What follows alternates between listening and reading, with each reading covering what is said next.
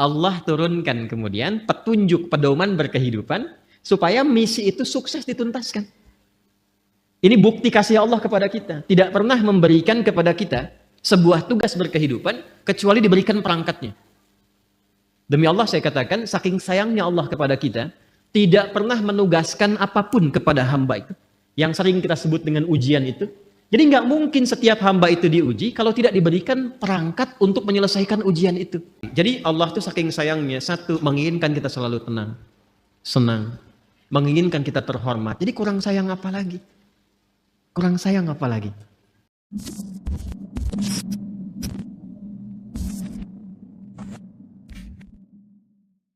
Baik, Islam datang membawa risalah ketenangan. Dan memang Nabi Adam pun ketika pertama kali bertugas di bumi, Allah memerintahkan untuk memulai tugasnya di bumi itu langsung oleh Allah difirmankan, semua misi yang dikerjakan oleh Adam alaihissalam itu yang paling menariknya adalah disertakan dengan konsepsi ketenangan dan kesenangan. Jadi sebetulnya aktivitas dunia itu kalau kita mengikuti tuntunannya, itu prinsipnya itu tenang dan senang. Ingat itu ya, tenang dan senang. Baik, itu ada di Quran surah kedua Al-Baqarah di ayat 38. Qulna bitu minha jami'a fa imma ya'tiyannakum minni huda faman tabi'a hudaya fala khaufun 'alaihim wala hum yahzanun. Sekarang misi dimulai, kata Allah, Adam Hawa turun semua ke bumi, misi dimulai. Karena Nabi Adam, kakek moyang kita, dan istri beliau, Sayyidah Hawa alaihissalam, ingat ya, Allah menciptakan manusia pertama itu Adam dan Hawa. Bukan Adam dan Hendra. Ingat ya? Adam dan Hawa. Jelas? Betul ya? Betul. Jadi begitu kemudian disampaikan, misinya diviralkan. Apa tujuan mencipta Adam dan nanti keturunan yang disebut dengan Bani Adam, disebutkan 7 kali dalam Al-Quran itu, fungsinya adalah di bumi terkait dengan ibadah. Quran surah ke-51 ayat 56, "Wa ma khalaqtul jinna wal insa illa liya'budun." Nanti pekerjaan ibadahnya bukan di langit. Yang di langit ada malaikat yang bertasbih, bertahmid, bertakdis. Nanti di ayat 30 terusannya ditemukan. Ya kan? Wa nahnu nusabbihu bihamdika wa nuqaddis lak. Kan? Ada yang di langit. Cuma tugas kita bukan di langit. Tugasnya di mana? Di bumi. Itu yang dimaksudkan Al-Baqarah ayat 30. Wa idh qala rabbuka lil malaikati inni ja'ilu fil ardi khalifah. Tugas kita memakmurkan bumi, tugas kita beribadah di bumi ini. Karena tugasnya di bumi, maka Adam diturunkan. Ketika sudah siap, diturunkan ke bumi. Yang paling menarik, perhatikan kalimatnya. Fa imma ya'tiyannakum minni hudan. Maka tatkala misi dimulai itu, bersamaan dengan misi dimulai, Allah turunkan kemudian petunjuk pedoman berkehidupan supaya misi itu sukses dituntaskan.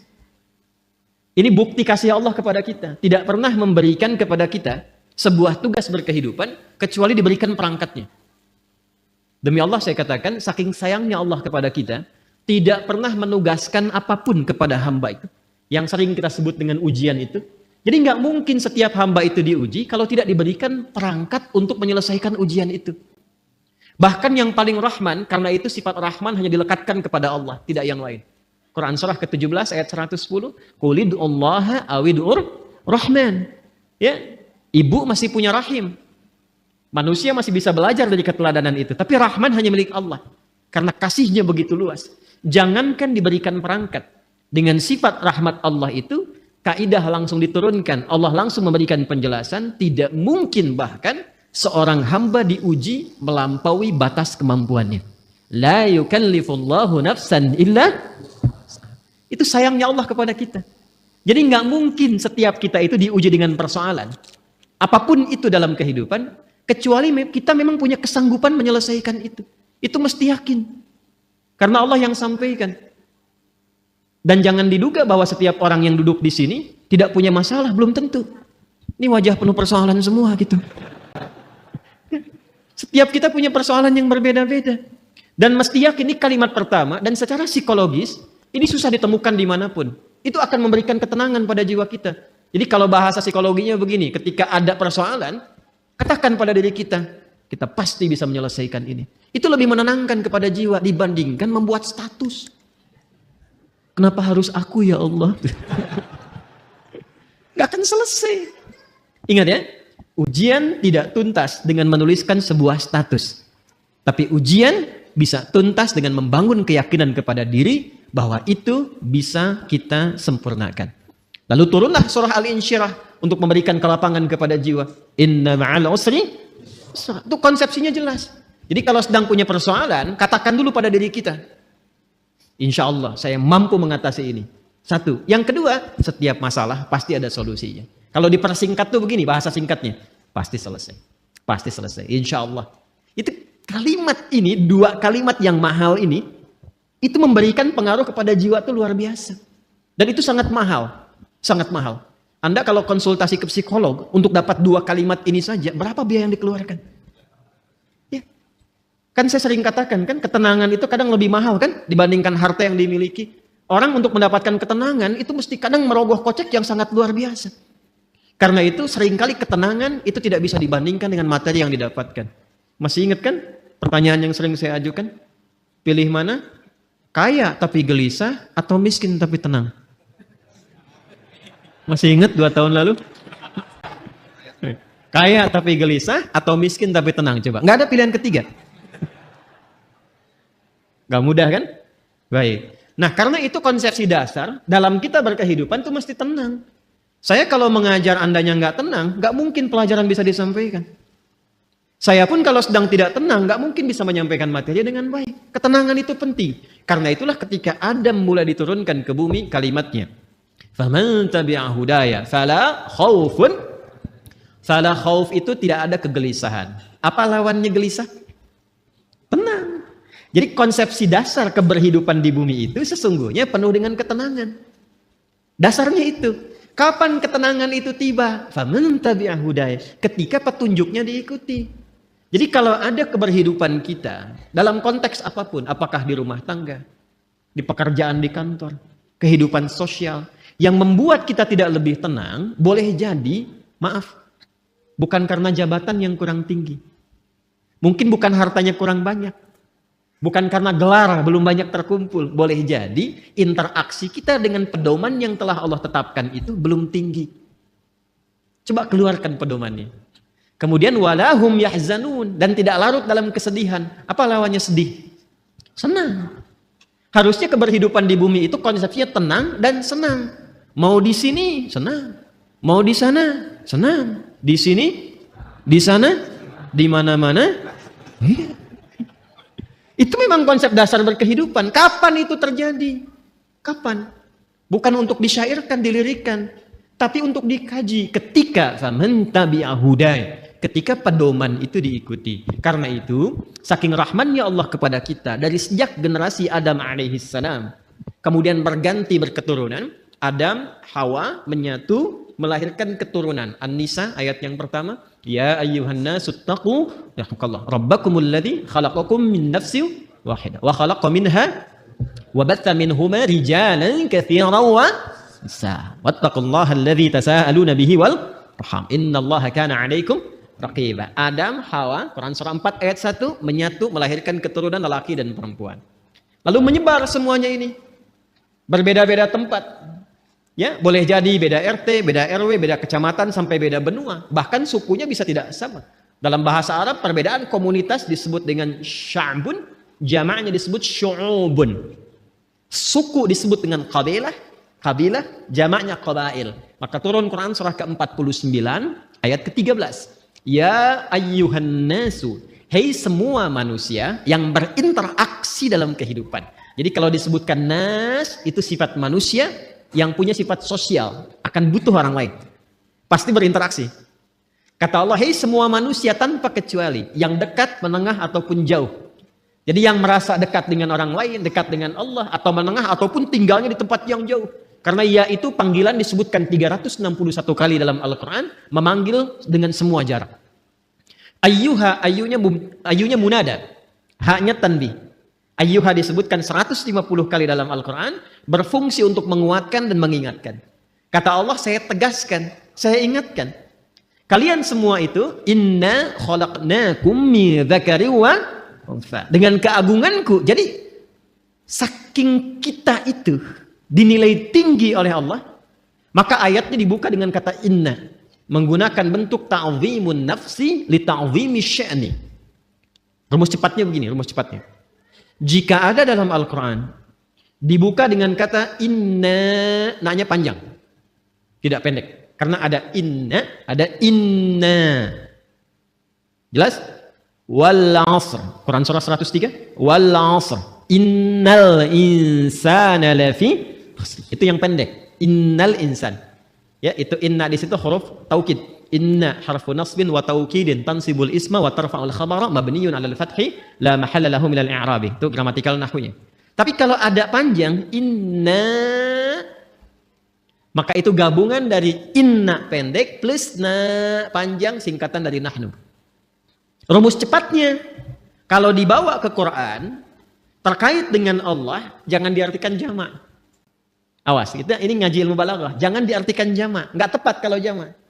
Ya, karena itu kita harus bahas dengan ilmunya. Maka di ilmu balaghah nanti itu ada kaidah begini, ada kaidah nanti disebut dengan huruf-huruf menunjukkan ta'zimun nafsi, menghadirkan keagungan zat. Keagungan zat. Nah, menariknya di Quran itu, Allah kalau sudah menampilkan keagungan zatnya, itu selalu menggunakan kata inna panjang untuk memberikan kesan bahwa informasi yang disampaikan begitu agung. Jadi ada yang istimewa di informasi itu. Nggak sama dengan yang lain-lainnya. Ada yang mahal nilainya. Istimewa sekali. Saking istimewanya, Allah menghadirkan keagungan zatnya untuk menunjukkan keagungan informasi yang disampaikan. Contoh. Tiap hari ada siang, ada malam ya. Sebelum kehidupan berakhir. Malam itu kan normal. Setiap berganti, sekarang malam. Kemarin ada malam? Ada ya? Baik. Malam itu bahasa Arabnya lail. Tapi ketika yang ada istimewa di malam itu, makanya pakai tak di ujungnya. Dari lail jadi lailah. Saya tanya begini. Kemarin saat Ramadan, ada malam yang istimewa nggak? Namanya malam apa? Lailatul Qadar. Baik ya? Kalau ada tak berarti istimewa ya. Coba lihat surahnya, surah ke-97. Bukankah ketika menyebutkan malam Al-Qadar itu di depannya pakai inna panjang? Inna anzalnahu fi, untuk memberikan kesan bahwa informasi yang disampaikan begitu istimewa. Nah, kita ini manusia itu bukan makhluk biasa. Ini makhluk istimewa, Pak, Ibu. Jadi jangan melihat diri kita itu sebagai sesuatu yang rendah, tidak. Allah murka itu. Ya, kita itu makhluk yang istimewa. Saking istimewanya, itu Allah sudah menyampaikan dengan kalimat yang sangat indah dan menghiasi kita dengan segala kemuliaan dari ujung kepala sampai ujung kaki. Itu mulia. Buka Quran surah ke-17 Al-Isra ayat ke-70. Walaqad karramna bani Adam. Tuh, ada lam, ada qad. Lamnya taukid, qadnya tahqiq. Ya, jadi qad itu bisa tahqiq, bisa takrib, bisa taukid. Walaqad karramna, dan aku tegaskan kata Allah, aku jamin. Dengan keagunganku kata Allah, aku berikan semua sifat-sifat kemuliaan pada semua anak cucu Adam. Jadi dari ujung kepala sampai ujung kaki itu kita itu mulia. Ingat, harus paham ini ya. Saking mulianya kita ini dijaga oleh Allah supaya semua bagian tubuh kita itu tidak berinteraksi dengan segala yang bersifat hina. Karena itu semua fungsi tubuh kita harus digunakan pada yang baik-baik, pada yang mulia-mulia. Untuk itulah kenapa ada ayat turun membimbing tentang bagaimana cara menatap. Jadi melihat saja diatur. Kalau binatang kan tidak diatur. Coba lihat, monyet kan segera dilihat kan? Halo? Kenapa jadi tegang begini? Coba keragunan. Lihat monyet. Monyet segala dilihat kan? Apa saja dilihat? Pisang dilihat. Kacang dilihat.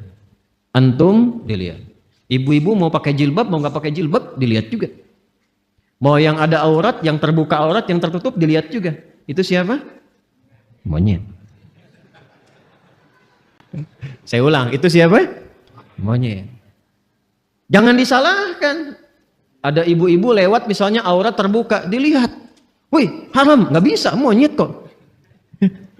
Karena kita bukan monyet, kita bukan binatang, maka diatur. Penglihatannya diatur, jangan melihat yang tidak mulia kata Allah, karena matamu itu mulia. Maka turunlah Quran surah Cahaya, surah 24 ayat 30 untuk laki-laki, ayat 31 untuk perempuan. Qul lil mu'minina yaghuddu min absar wa qul lil mu'minati yaghuddna min absar. Kata Allah, kamu itu makhluk mulia.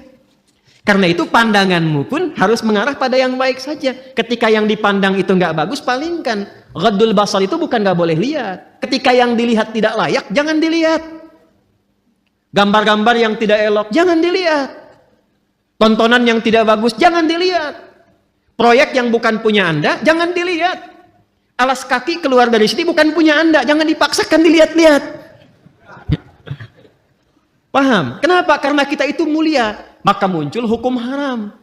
Haram itu akarnya seakar dengan kata hurmah.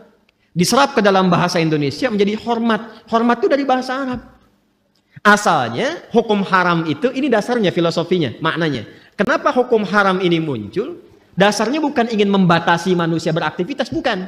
Tapi Allah menginginkan kehormatan kita terjaga. Jangan dilakukan. Kalau kamu mengerjakan ini, kehormatan kamu runtuh di hadapan Allah dan manusia. Coba silahkan cek. Kalau ada orang mencuri dan diketahui mencuri dipublikasikan, kehormatannya runtuh tidak? Runtuh. Pezina diketahui, runtuh. Pembegal, pencuri, perampok, koruptor, terbuka, runtuh. Allah tidak ingin. Allah tuh sayang dengan kita. Jangan sampai terjadi. Jadi tidak harus semua dilihat. Yang melihat semuanya tanpa batasan, siapa? Jadi kalau ada manusia ingin selalu melihat tanpa ada batasan, ya patut dipertanyakan, di mana nilai kemanusiaannya? Jelas sampai di sini? Ini gambaran ujung kepala sampai dengan ujung kaki. Jadi Allah tuh saking sayangnya, satu, menginginkan kita selalu tenang, senang, menginginkan kita terhormat. Jadi kurang sayang apa lagi? Kurang sayang apa lagi? Nah, dan yang paling menarik adalah ketika kita terlahir ke muka bumi ini, diberikanlah kemudian bekal-bekal untuk mendapatkan itu semua. Ini karena edisi spesial, saya akan menggali ini saja, karena ini sekaligus yang memberikan sebuah petunjuk langsung dari Al-Quran dan hadis-hadis Nabi Muhammad SAW untuk mendapatkan ketenangan tadi, kenyamanan tadi, keterjagaan tadi. Maka sejak manusia terlahir, diberikanlah fitrah berkehidupan, ditanamkan dalam jiwanya yang akan menjaga dia tetap dalam status yang terhormat di hadapan Allah. Itulah potensi fitrah yang disebut dengan takwa. Maka turunlah Quran surah ke-91 di ayat 7 sampai dengan ayat 10. Wa nafsi wa ma sawwaha. Dan demi jiwa setiap manusia yang disempurnakan penciptaannya.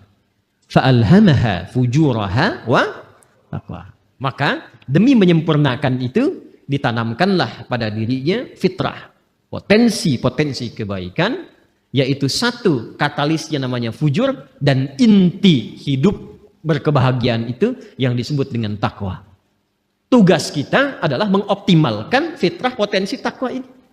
Jadi kalau kita bisa keluarkan itu, naik cahayanya, naik ke mata, itu mata tidak akan pernah menatap kecuali yang baik-baik saja. Turun ke lisan orang yang sudah punya takwa, itu lisannya akan terjaga. Tidak pernah dia bertutur kecuali yang mulia saja. Sampai ke ujung kaki. Kalau sudah jadi mendapati bagian dari takwa itu, maka berubah nanti namanya. Kalau sendiri disebut taqi, kalau jamak disebut muttaqin. Kalau jamak disebut apa? Muttaqin. Orang kalau sudah mendapatkan muttaqin statusnya dan dia berlatih dengan amalan-amalan khusus, maka Allah jamin semua gerak langkah hidupnya akan langsung dibimbing oleh Allah dan dipastikan semua aktivitasnya berdampingan dengan kesuksesan dan kebahagiaan. Itu konsepsi dasar di ayat 2 sampai dengan 5 di surah Al-Baqarah. Dzalikal kitabu la raiba fihi hudal lil muttaqin. Siapa muttaqin itu? Ayat 3-nya. Alladzina yu'minuna bil ghaib. Baik, latihannya. Wa yuqimunas wa mimma razaqnahum walladzina yu'minuna bima unzila ilaihi wa ma unzila min wa bil akhirati hum yuqinun. Lihat, ulaika ala hudam rabbih wa ulaika humul muflihun. Langsung ke ayat 5. Mereka itulah orang-orang yang akan selalu diberikan bimbingan oleh Allah dalam setiap langkah hidupnya. Tidak ada yang paling indah kecuali mendapatkan bimbingan Allah. Hidayah itu Coba citrakan sebagai bimbingan. Ya, betul petunjuk dalam bahasa Arab. Petunjuk betul. Tapi petunjuk itu kalau kita tarik lebih dekat jadi terbimbing kita kan? Bimbingan dalam berkehidupan. Ada orang-orang yang selalu dibimbing Allah. Lisannya bertutur dibimbing. Bekerjanya dibimbing. Dan itu mahal. Ada orang yang ingin mendapatkan itu sampai rajin tahajud. Kan diantara manfaat tahajud itu kan mendapatkan bimbingan Allah. Ya, Quran surah ke-17 masih ingat? Ayat 79 itu sampai dengan ayat 81. Wa minal laili fatahajjad bihi nafilatal laka asa ay yab'atsaka rabbuka maqaman mahmuda. Kemudian apa yang terjadi? Wa qur rabbi adkhilni mudkhala sidqin wa akhrijni mukhraja sidqin waj'al li lil muttaqina masyaallah waj'al li min ladunka sultanan nasira. Jadi teman-teman sekalian, itu mahal itu. Untuk dapat hudan itu, bimbingan Allah yang menyertai aktivitas kita, ada amalan-amalan dasarnya setiap hari. Tahajud, Quran, itu jangan salah tuh. Makanya saya tuh sering cerewet, dekati Quran, sampai bikin komunitas, ya sampai kita mencoba untuk menjadi bagian ahli Quran. Karena mahal, yang dicapai itu bukan sekedar interaksinya, bimbingan Allahnya, kebahagiaannya gitu, ya, kesuksesannya. Pertanyaan terbesarnya, apakah sampai detik ini kita sudah menjadi bagian dari insan bertakwa atau belum? Kalau sudah mendapati itu, kita bagaimana cara mempertahankannya?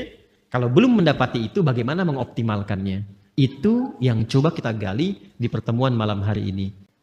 Kita akan mengaji malam ini dengan nuansa ilmiah yang tinggi. Karena itu butuh fokus yang luar biasa. Karena boleh jadi detil pembahasan ini belum didapati di kitab-kitab khusus. Jadi kita mesti menyatukan dulu beberapa referensi, baru kita bisa mendapatkan tautan-tautan ini. Karena itu, ini kajiannya cukup mendalam di malam hari ini. Sekali lagi, butuh fokus untuk kita semua. Kemudian nanti ada beberapa yang ingin saya tuliskan juga, dan ini akan menentukan pengenalan jati diri kita kepada diri kita masing-masing. Baik, kita mulai pembahasan kita malam hari ini, dan kiranya saya akan memulai untuk memberikan gambaran dalam bentuk tulisan. Bismillah. Mohon untuk dicek terlebih dahulu. Terdengar suara saya insyaallah? Baik ya. Di luar mudah-mudahan jelas ya suara saya. Kalau saya menulis di sini kelihatan di sana? Ya, sudah pasti tidak, sudah pasti. Jadi kalau kelihatan Anda luar biasa gitu. Saya ingin memastikan aja gitu kan. Baik. Nanti kalau ada sebagian sisi tidak terlihat, bisa nanti di-review ya, pada kajian yang telah terekam di YouTube, nanti dicek kembali. Dan memang dalam kehidupan itu seperti itu. Kita tidak bisa memuaskan semua kalangan. Ya. Yang bisa kita lakukan memberikan yang terbaik, sekalipun tidak mengharapkan kepuasan bagi seluruh kalangan. Jelas sampai di sini? Baik ya. Ibu kelihatan Bu? Belum ya, belum saya tulis. Luar biasa. Baik, bismillah. Ini saya akan membuat seperti ini dulu. Nah. Oke. Enak ya. Kurang lebih kotak seperti ini. Sudah? Baik. Lalu saya buat lagi lebih kecil skalanya seperti ini. Ya. Kadang-kadang orang sekarang ada yang membuatnya seperti ini. Ya.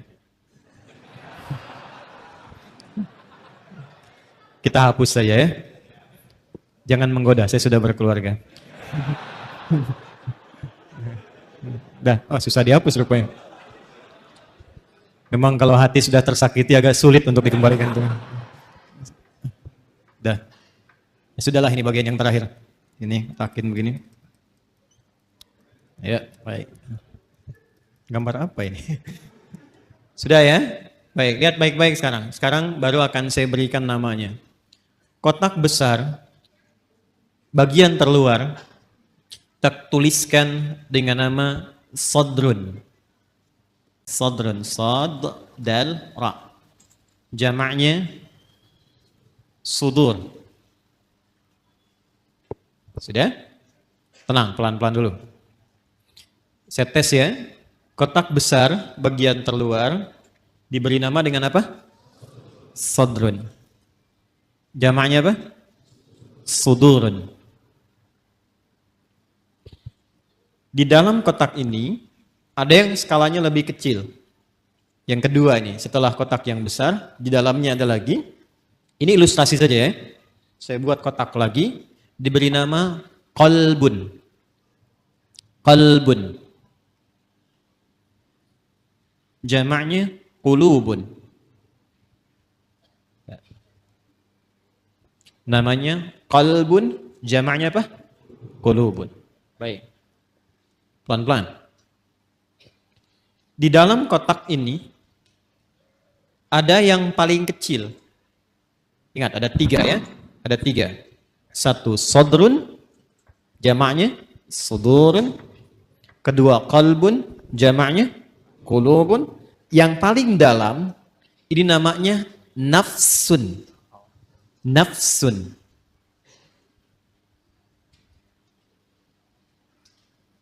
Nafsun. Apa jamaknya? Nafsun.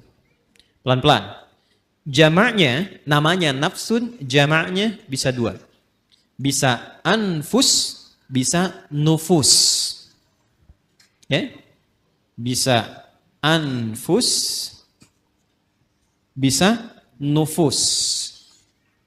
Ya. Anfus dan nufus. Infus tidak ada kaitannya. Ya. Jadi nafsun jamaknya anfus dan nufus. Sudah. Di dalam nafsun ini ada 2 fitrah yang Allah tanamkan dalam jiwa kita. Dan ini inti kehidupan kita ada di sini. Inti kehidupan kita. Jadi seseorang mengalami kehidupan kalau tinjauan dari fisikanya, biologinya, kan? Ketika jiwanya, rohnya sudah ada, maka dia mulai bergerak, maka dipandang hidup. Tapi bagaimana dia bergerak itu ada inti kehidupannya. Maka di dalam nafsun ini ada inti hidup kita. Ada 2 ditanamkan di dalamnya. 1, ada kutub positif, disebut dengan takwa. Ada lawan dari sini, terlihat sekilas lawan. Padahal nanti intinya sebetulnya sebagai katalis ya, untuk mensupport supaya nilai takwa ini muncul. Yang kedua disebut fujur namanya. Dan ini nanti sifat kehidupan, ini akan seperti ini. Selalu ada positif, negatif. Kutub positif, kutub negatif. Apapun itu, kalau mau ditarik ke dunia elektrik juga seperti itu. Di baterai itu kan ada kutub positif, ada kutub negatif. Di kimia itu, di atom ada proton, ada elektron. Gitu kan ya? Baik. Kita lepaskan dulu semua itu. Kita kenali diri kita saja, supaya tidak terlampau melebar. Nah ini inti jiwa kita itu, di dalam diri kita yang terdalam, itu ada ini, ada takwa dan fujur. Dalilnya apa? Ke Quran surah 91 Asy-Syams ayat 7 sampai 10 tadi yang Anda tuliskan yang pertama kali. Wa nafsin wa ma sawaha. Dan demi nafas ini. Demi jiwa, demi nafas yang telah sempurna penciptaannya. Ya, sawwa itu sempurna. Kapan itu sempurna menjadi nafas? Ketika roh mulai masuk ke dalam diri, ke dalam jasad. Di usia 4 bulan. Jadi usia 4 bulan itu roh ditiupkan menyatu ke dalam jasad. Pelan-pelan. Dari mana taunya? Nanti dibuka hadis Nabi Muhammad SAW. Kalau paling mudah mungkin lihat saja Al-Arba'in, kan lebih mudah diakses ya. Hadis nomor keempat dari sahabat Abdullah bin Mas'ud radhiyallahu taala anhu. An Abi Abdurrahman Abdullah bin Mas'ud radhiyallahu taala anhu. Qala Rasulullah sallallahu alaihi wasallam wa huwa sadiqul masduq. Inna ahadakum yujma'u fi batni ummihi 40 yawman nutfah. Thumma yakunu mithla dhalika 'alaqa, thumma yakunu mithla dhalika mudghah. Thumma yursalu ilaihi al-malak fayanfukhu fihi ruh. Jadi setiap kita anak cucu Adam dicipta oleh Allah, berproses dalam rahim ibundanya itu 40 hari pertama proses percampuran antara spermatozoa dengan ovum. 40 hari kedua membentuk zigot. Mulai menempel di dinding rahim, mulai berproses. 40 hari ketiga menjadi mudghah, sebentuk daging kerantan. Mulai ada bentuknya di 40 hari ketiga ini, baru kemudian diutus malaikat untuk meniupkan roh dengan izin Allah Subhanahu wa taala. 40 hari ketiga, 40 hari dikali 3, berapa jumlahnya? 120 hari. Kalau 1 bulan itu kita genapkan misal 30 hari, 120 bagi 30 berapa? 4. Maka bertemu 4 bulan. Jadi ketika ada seseorang mengandung, seorang ibu misalnya, maka usia 4 bulan kandungan itu roh ditiupkan. Sudah ada roh tertanam. Dan nanti amalannya sudah beda, ingat. Antara roh belum masuk dengan roh sudah masuk, itu berbeda amalannya. Nanti supaya tidak melebar, lain waktu kita bisa buat kurikulum tersendiri tentang itu. Ayatnya ada semua. Ada semua. Jadi apa amalan suami istri, amalan suami, amalan istri, amalan suami terkait nafkah, ada. Jangan sampai membawa sesuatu yang haram. Dibawa ke rumah, diolah oleh istri, dimakan, masuk ke kandungan. Janin itu kasihan. Belum terlahir sudah mengonsumsi yang haram, itu bahaya itu. Bahaya. Dan nanti mengembalikannya nggak mudah. Ya, yuk pelan-pelan. Kembali ke sini. Nah, usia 4 bulan kandungan, ditiupkan roh. Di situ kemudian terjadi dialog kita untuk berkomitmen menuhankan Allah. Nanti ada diabadikan di Quran surah ke-7 Al-A'raf ayat 172. Tadi saya berjanji detailnya tidak saya tuliskan dulu. Ini untuk melengkapi apa yang tadi disampaikan. Wa idh akhadha rabbuka min bani adama min zuhurihim dzurriyyatahum wa ashhadahum ala anfusihim alastu bi rabbikum qalu bala syahidna. Jelas sampai sini? Nah, ini usia 4 bulan kandungan. Ketika roh ditiupkan, menyatu kemudian dengan jasad, maka berubah nanti namanya menjadi nafas. Jelas? Berubah menjadi apa? Nafas. Dari sini kemudian muncullah tanda-tanda keberhidupan. Makanya diserap ke dalam bahasa Indonesia dengan nafas. Seseorang dikatakan hidup bila masih ada tanda-tanda nafas. Itu dalam bahasa Indonesianya. Paham sampai sini? Nah, ketika sempurna itu, dari mana taunya? Roh masuk ke dalam fisik, kemudian sempurna penciptaan jadi nafas ini. Nanti lihat di Quran surah ke-15, ayat 28. Quran surah 15, Al-Hijr, ayat ke-28. Wa idh qala rabbuka lil malaikati inni khaliqum bashara min salsalim min hama'im masnun. Teruskan ayatnya. Fa idza sawaituhu. Nah, ini ada kalimatnya sawaituhu. Fa idza sawaituhu wa nafakhtu fihi min ruhi. Maka bila aku telah sempurnakan sawaituhu penciptaannya itu dengan cara meniupkan roh, sudah masuk ke dalam bagian tubuhnya itu, ya, maka mulai sempurna penciptaan berproses di situ. Kata sawaituhu itu asalnya dari kata sawwa yusawwi, taswiyatan. Ya. Ini asalnya ya nih. Jadi makanya kalau bersambung dengan dhamir kembali ke ya. Sawwaitu tu'nya ke Allah, dhamir anak, ya. Hu-nya kembali ke kalimat semula, ke bashar. Fa idza sawaituhu, maka bila makhluk manusia ini mulai akan masuk fase sempurna penciptaannya. Jadi kalau tampilan fisiknya disebut bashar. Nanti ada 5 nama ya. Agak lompat sedikit, manusia setidaknya disebut dengan 5 nama. Bashar 35 kali disebutkan dalam Al-Quran. Dan ini nama pertama saat diciptakan untuk memberikan info pada malaikat dan jin bahwa materi dan tampilan fisiknya nggak sama dengan malaikat dan jin. Di malaikat diciptakan duluan, baru kemudian jin. Kalau malaikat dari cahaya, kalau jin dari api, bukan sekedar api. Ya, api yang menyambar-nyambar. Makanya ayat 27-nya disebutkan jin dulu. Quran surah ke-15 ayat 27 itu jin dulu. Wal janna khalaqnahu min qablu min naris samum. Dan kalangan jin itu diciptakan sebelum manusia, bahan dasarnya api yang menyambar-nyambar, menyala. Manusia beda, disebut dengan bashar. Menunjuk pada tampilan kulit yang halus, secara fisikal beda dengan malaikat dan jin. Ini kata dasarnya sawwa nih. Ya, sempurna. Jadi ketika disebut sempurna itu, kalau rohnya sudah masuk ke dalam jasad. Ketika masuk itu menjadi nafas. Dari mana taunya? Tafsir ke Quran surah 91. Ayat 7 itu sampai dengan 8. Wa nafsin wa ma sawwaha. Dapat sawanya nih.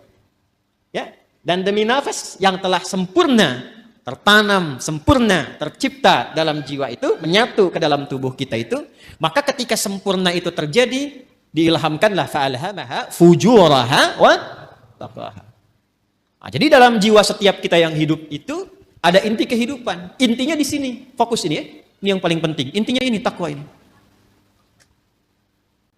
Jadi generator hidup kita itu ada di jiwa takwa. Kutub positifnya. Sederhananya, bahasa singkatnya, Jadi kalau kita gali terlalu panjang nanti, kecuali kalau mau ngaji sampai subuh. Mau sampai subuh di sini? Silakan, saya jam 9 selesai. Ini panjang nih, karena harus membahas 115 kata dalam Al-Quran. Nanti takwa disebutkan 115 kali dan derivasinya. Lawannya nafsu 115, jadi kalau mau bahas itu, mungkin bisa sampai subuh yang 2 hari ke depannya. Takwa secara singkatnya saja, adalah akumulasi setiap sifat-sifat kebaikan. Dalam istilah Al-Quran, sifat baik itu seringkali ditampilkan dengan diksi atau dengan kata khair namanya. Khair. Wah, ini kalau ngajinya agak dalam, agak panjang kita. Khair. Ada baik secara fisik, jasmaninya bagus, sehat, baik. Itu biasanya orang Arab menyebut dengan kata thayyib. Thayyib. Kata thayyib pertama ada di Al-Baqarah ayat 168. Ya ayyuhan nasu kulu mimma fil ardi halalan thayyiban. Jadi kalau kita mau makan, kata Al-Quran, coba cari bahan makan itu, bahan dasarnya dengan cara yang legal. Jangan melanggar hukum. Jangan mencuri, jangan korupsi, jangan merampok, membegal, mengambil hak orang lain, jangan dilakukan. Kalaupun sudah dapat dengan cara yang halal, maka cari yang dikonsumsi itu yang menyehatkan untuk tubuh. Jadi tidak semua yang diinginkan itu mesti dimakan. Ini satu kalimat ini kalau benar dipraktekkan, insya Allah tubuh kita itu sehat. Jadi kata Al-Quran, kalau mau makan, cari yang menyehatkan. Boleh, silahkan. Mungkin variasi menunya ada. Tapi sekiranya tidak menyehatkan, tidak harus dikonsumsi. Jelas ya? Itu indah sekali. Sehingga membuat tampilan fisik kita itu sehat. Sambal, bagus. Tapi sambal satu baskom, tidak bagus. Membuat fisiknya sehat, kuat, itu namanya apa? Thayyib. Tapi kan tidak semua yang fisiknya sehat itu, sifatnya juga sehat. Kan ada orang-orang yang tampilannya bagus, rapi, bersih, fisiknya kuat, tapi sifatnya kan nggak baik juga. Kan ibu tahu ya, Bang Thayyib itu. Dia kan sehat sebetulnya kan, fisiknya kuat. Tapi 2 kali puasa, 2 kali lebaran, pulang-pulang. Ada apa itu? Ah, sekarang banyak yang fisiknya bagus, berdasi, berjas, tapi pencuri juga, ya, penipu juga, ya. Dan turunan-turunan yang lainnya. Kita tidak menginginkan itu. Ketika kebaikan fisik diiringi dengan kebaikan sifat, maka sifat itu disebut khair namanya. Khair. Nanti ada 6 ya. Ini untuk informasi saja cepat, karena kita nggak mau bahasin terlalu jauh. Ada thayyib, ada khair, ada ma'ruf, ada ihsan, ada salih. Yang ke-6 ada birrun. Ya. Nanti lain waktu kita bisa turunkan kalau sedang membahas itu. Ya. Sekarang kita beralih ke sini saja dulu, ke khair. Jadi khair itu semua jenis-jenis sifat yang kita nilai baik. Jujur baik tidak? Itulah khair. Sabar baik? Baik, sabar. Rendah hati, tawadhu. Jadi semua sifat-sifat baik itu ada di sini. Karena itu yang paling menarik, masyarakat di zaman jahiliyah yang kehilangan sifat-sifat baik itu, sehingga seakan tidak mengenal sifat baik. Yang kaya ada. Tapi karena tidak kenal sifat baik, kekayaannya digunakan pada yang tidak baik. Yang pintar ada. Tapi karena tidak mengenal sifat baik, kepintarannya digunakan untuk berbuat yang tidak baik. Karena itu di zaman jahiliyah komplit semua. Pezina banyak. Pemabuk ada. Pembegal komplit. Bahkan sekampung begal semua ada. Di kota Ghifar itu.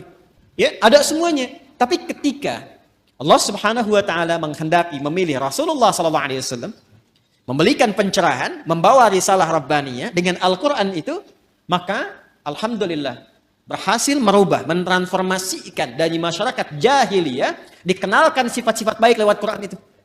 Ditunjukkan, dibimbing. Sehingga berubah. Kebayang nggak teman-teman sekalian? Enggak kan? Kan belum saya sebutkan. Dari yang tadinya itu keras, preman, jadi kekerasannya dialihkan pada ketegasan. Sehingga dibawa kemanapun jadi berkeadilan. Yang tadinya itu seorang yang royal, ya, dibawa kepada sifat-sifat sedekah, jadi senang berbagi. Yang tadinya angkuh, jadi tawadhu. Sehingga ketika mereka pun kemudian ikut Nabi ke Yathrib, Yathrib itu satu tempat yang sangat tertinggal jauh, ekonominya resesi, di bawah resesi, kencang lah. Konflik sosialnya tinggi. Aus Khazraj itu 6 abad belum pernah selesai pertikaiannya. Dibawa risalah ke sana, sifat-sifat ini muncul, jadi berubah menjadi suasana kota yang tercerahkan. Semua sifat baik ada di situ dan kisahnya viral. Sampai viral ke seantara wilayah Jazirah Arab, sehingga kalau orang mengatakan ada orang jujur di mana? Di sana tuh, Yasrib itu. Kalau mau cari orang paling tawadu, ada di sana tuh. Sehingga ketika dikenal suasana kota, dalam bahasa Arab disebut Madinah. Yang tercerahkan penuh dengan cahaya munawwarah. Maka dikenallah sampai dengan sekarang Al-Madinah Al-Munawwarah. Maka dipersaksikan langsung oleh Allah Subhanahu wa taala perubahan itu dari kalangan-kalangan komunitas pada masa itu berubah dari jahiliyah menjadi punya sifat-sifat baik. Umat yang punya sifat-sifat baik disebut khair ummah. Maka turunlah Quran surah ketiga Ali Imran ayat 110 untuk memberikan keterangan itu. Kuntum khaira ummatin ukhrijat linnasi ta'muruna bil ma'ruf wa tanhauna 'anil munkar wa tu'minuna billah. Yang ingin saya katakan, kumpulan semua sifat-sifat baik ini kalau kita kumpulkan, akumulasinya itu ada di takwa di sini. Karena itu setiap manusia yang terlahir itu punya kecenderungan berbuat baik, siapapun dia. Itu diantara fitrah. Nah, ini yang disebut fitrah tuh ini. Jadi kembali ke fitrah itu kembali ke sini. Ya, kembali ke fitrah, kembali ke sini. Menjadi lebih meningkat, tereksplor jiwa takwanya. Apa di antara fitrah itu? Yang pokok 2. Satu adalah kecenderungan pada kebaikan. Karena itu manusia, sejelek apapun, itu tetap sebetulnya punya fitrah baik dalam jiwanya. Punya fitrah baik. Karena itu pencuri pun, itu pada hakikatnya nggak mau dicuri. Silahkan cek. Ya, pencuri pun nggak mau dicuri. Ya, siapapun penipu pun nggak mau ditipu. Kan saya pernah cerita 2 tahun lalu, masih ingat? 2 tahun lalu kan? Ya kan? 3 orang pencuri, 1 ketuanya, 1 asisten, yang 1 anggota kan? Begitu mereka mencuri itu, tiba-tiba setoran. Biasa setorannya sekian, yang 1 kurang, yang asisten. Begitu dicek ternyata dia nyimpan di belakang sakunya. Ketahuan, kata bosnya, kamu mencuri ya, padahal mereka baru mencuri. Jadi sejatinya setiap manusia itu tidak ingin berbuat curang. Hatinya pasti menolak. Nah, itu fitrah yang harus disentuh untuk kembali. Karena itu saya tidak terbiasa untuk mencela misalnya. Ya, yang sudah tercela itu nggak harus dicela lagi. Buang-buang energi mencela yang sudah tercela. Kita doakan sepanjang masih hidup dia punya hak untuk soleh. Orang salah itu, ingat ini ya, orang salah itu sepanjang masih berkehidupan tetap punya hak untuk soleh. Karena itu kita kewajibannya membantu dia untuk menemukan haknya itu. Jadikan jembatan diri kita. Kadang-kadang fikih dakwah itu bisa lebih bermakna dibandingkan dengan fikih-fikih terapan syariat. Jadi kadang-kadang yang didahulukan tuh fikih dakwah dulu, bukan hukum dulu secara fikih syariat. Contoh misalnya, di samping masjid ada orang Islam. Misal, di masjid manapun misalnya, ada orang Islam, tetangga masjid, dekat masjid. Ilustrasinya, ini masjid misalnya, di sini rumah, ya jarak 5 meter, ini speaker masjid ke sini misalnya. Ya. Sepeda ada, motor ada, mobil ada. Tapi masih belum mau ke masjid. Tetangga masjid mengaku beriman, nggak mau ke masjid. Apa hukumnya? Oh, bakar rumahnya. Enggak. Ya. Nah, sebelum kita berbicara hukum haram, hukum halal, hukum ini itu, kita baca dulu dengan fikih dakwah. Hukumnya ajak dia ke masjid. Paham? Minimal kita doakan dalam sujud. Masih ingat 2 tahun lalu? Selalu begitu kan kisahnya kan? 2 tahun lalu saya pernah cerita kan? Ya, 1 kali di satu tempat komplek bagus, tapi bukan di sini. Jangan khawatir warga di sini, bukan di sini. Sebelum saya ke sini. Ada cerita, Ustaz, komplek ini mewah bagus. Tapi warganya muslim belum senang ke masjid, sehingga safnya itu sedikit gitu. Oh, begitu Pak. Masya Allah saya bilang. Sudah didoakan? Sudah ditengok? Belum. Kalau begitu begini Pak. Besok Bapak beli buah. Habis subuh, libur, ya, Sabtu, dari masjid bawa buah, mampir ke rumahnya dia. Yang muslim itu yang belum ke masjid. Nanti Bapak ke situ, kalau dia tanya, Assalamualaikum, aja apa kabar? Bapak bilang, Waalaikumsalam warahmatullahi wabarakatuh. Dia, Bapak sehat, sehat. Saya kira Bapak sakit. Nggak kelihatan di masjidnya ada buah gitu. Coba aja dulu. Itu alhamdulillah tuh.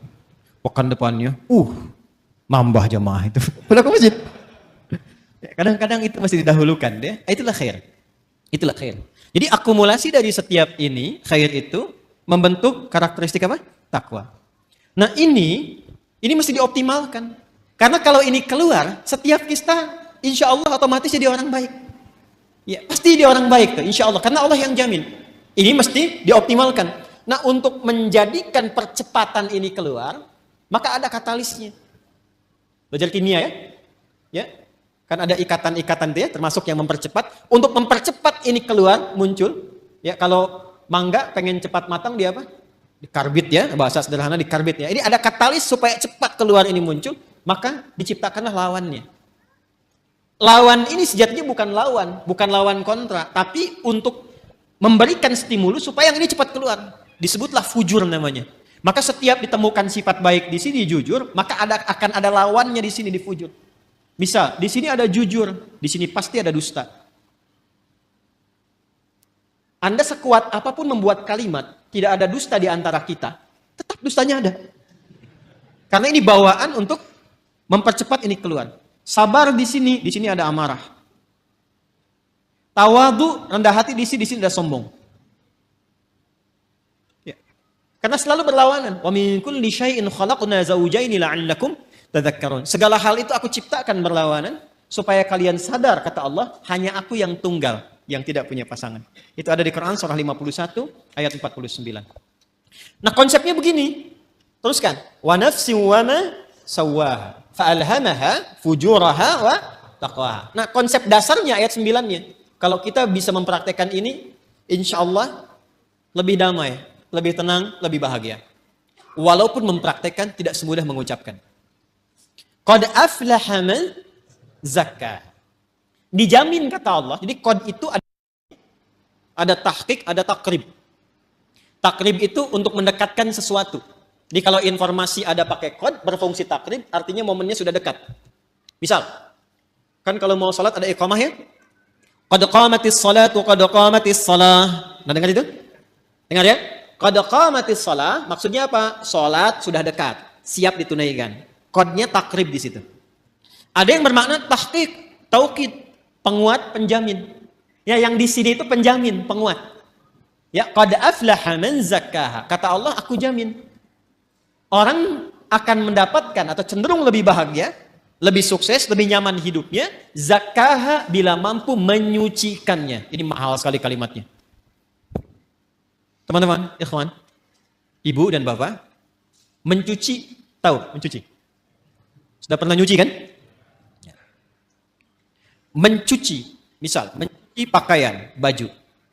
Kalau ada orang mencuci baju, maaf, yang dibuang itu kotorannya atau bajunya? Kotorannya, yakin ya? Bukan bajunya kan? Oh ya. Jadi kotorannya. Supaya apa dicuci? Bersih. Apa lawannya bersih? Kotor. Masya Allah.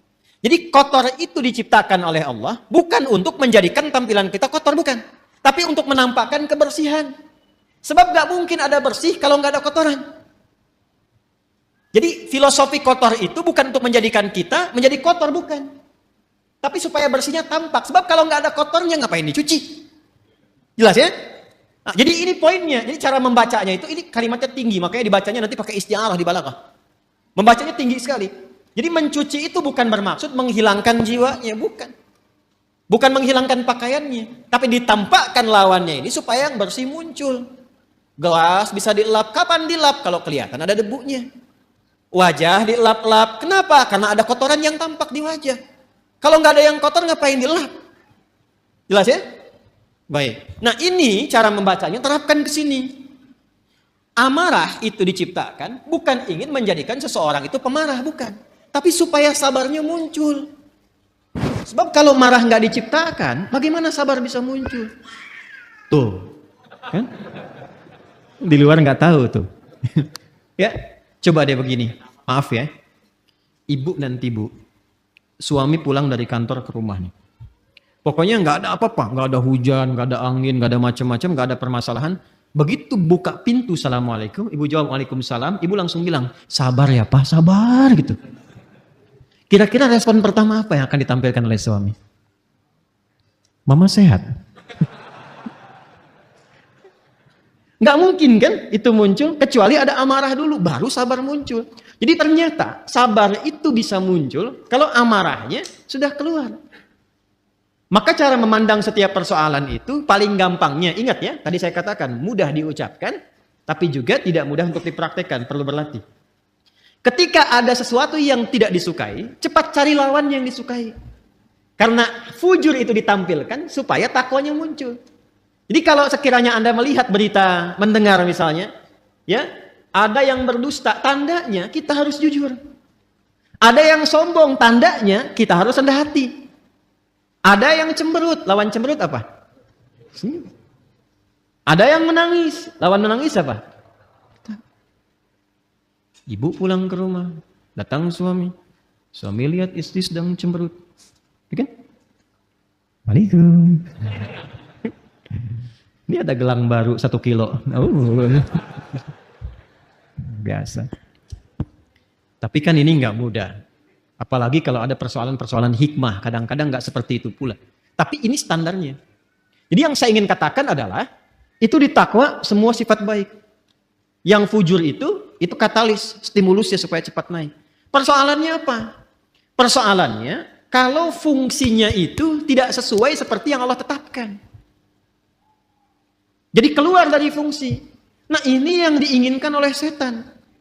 Setan itu, sejak mula dia mengajukan proposal untuk menggoda anak cucu Adam dan ikut turun ke bumi, dia sudah mengajukan permohonan kepada Allah untuk menggoda, memanfaatkan sifat fujur supaya dia berdiri sendiri, bocor, keluar punya jalur sendiri. Yang seharusnya mensupport takwa muncul, dibikin bocoran di sifat fujur itu supaya keluar sendiri punya jalur. Itu ada di Quran surah keempat An-Nisa ayat 118. Ya. La'anahullah. Kemudian dia berkata, "Waqala la'attakhidanna min 'ibadika nasiban mafruḍa." Coba Pak, lihat. Nanti kalau ngaji lagi bawa mushaf ya. Ya, Quran surah keempat ayat 118. Paling kanan tuh agak ke bawah. Setan dilaknat oleh Allah, lantas dia mengajukan permohonan. Ya Allah, perkenankan aku. Ya, berikan aku kesempatan untuk membuktikan aku lebih hebat dibandingkan dengan Adam, katanya. Selalu begitu. Caranya bagaimana? Aku ingin menggoda, memberikan sebuah jalan baru secara halus supaya satu bagian dari 2 bagian fitrah manusia itu, ya, aku berikan jalur sendiri supaya keluar. Dan dari situ muncul kemudian maksiat, keluar bergeser. Bergeser dari jalur yang benar itu disebut dengan fusuk, ya, pelanggarannya disebut dengan asa, sifatnya disebut dengan maksiat. Maka dibuatlah oleh setan itu sebuah jalur baru, ya, dengan cara yang halus, seakan-akan tak terasa, kayak air meresap tiba-tiba basah, gitu. Dalam bahasa Arab disebut dengan was-was. Maka dia masuk dari jalur ini, dari atas, sudur. Alladzi yuwaswisu fi, masuk lewat sini, menghembuskan penyakit ke kolbu juga, ya. Kemudian tembus ke sini ke nafas, jalurnya ke sini ke fujur. Perhatikan, fokus baik-baik. Yang seharusnya bersifat begini menjadi katalis,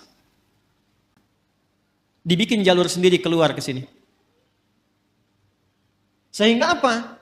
Ini amarah yang seharusnya mensupport sabar, dia keluar sendiri ke sini. Ya, kalau bahasa apa Rusianya tuh ujuk-ujuk ya. Ya. Ujuk-ujuk marah aja gitu, ya. Ini ke sini nih. Jadi ini keluar nih. Jadi kalau dia keluar sendiri, akhirnya menjadi sifat mandiri yang jelek, yang buruk, ya, yang buruk. Sesuatu yang buruk itu dalam bahasa Arab disebut dengan su namanya. Apa? Su. Jadi ini mandiri dikeluar nih, dusta keluar sendiri, amarah keluar sendiri. Maka dia keluar dari fujur ini kepada nafas. Keluarlah dari sini ini su. Jadi setan memberikan was-was, memerintahkan itu ammar. Ya, kalau memerintahkan kepada sifat ammarah, berkali-kali terus begitu. Maka muncullah Quran surah ke-12, Yusuf ayat 53. Tadi Anda tuliskan. Ya.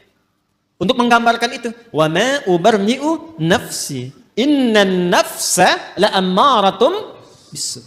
illa ma rahima rabbi. Aku nggak bisa menilai diriku itu orang suci. Fala tuzakku anfusakum. Jangan menilai diri kita suci, tidak. Sepanjang masih hidup, akan selalu ada peluang setan menggoda dan membocorkan sifat fujur ini. Sehingga keluarlah perbuatan su dari nafas. Kita menyingkatnya karena nafas asalnya netral, nafas itu netral. Tapi ketika yang keluar su, kita sering satukan nafas dengan su, jadi nafsu. Oh. Ini kan bahasa kita saja ini. Asalnya begitu. Padahal nafas itu netral tadinya. Ya, nafsu itu netral. Cuma kenapa menjadi negatif? Karena ini yang dimaksudkan. Su keluar dari sinilah, ammaratun bisu. Keluarnya dari sini. Ini yang menjadikan kadang-kadang manusia alih-alih dia jujur, kemudian dia berdusta. Alih-alih dia tawadhu, kemudian dia sombong. Penyebabnya itu. Ya, penyebabnya itu. Ini yang menjadikan dalam jiwa kita selalu ada pergolakan. Ya, selalu ada pergolakan, nggak pernah berhenti, nggak pernah selesai. Ini pun Anda keluar dari sini, itu nggak selamanya langsung pada satu tujuan. Pasti akan bergolak dulu nih. Ya, ini masih macet, tar aja dulu sini dulu gitu kan. Cepat pulang, gini, macam-macam tuh. Ya, akan ada selalu seperti itu. Nah, sesuatu yang bergolak, tidak pernah tenang pada satu keadaan, itu bahasa Arabnya disebut dengan kolbun.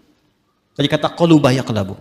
Sesuatu yang senantiasa bergolak. Karena itu tempat bernaungnya nafas disebut dengan kolbu. Untuk memberikan kesan bahwa di dalamnya selalu ada pertarungan antara nilai-nilai kebaikan diakumulasi oleh takwa dengan bisikan-bisikan setan yang membuat fujur itu mandiri untuk keluar.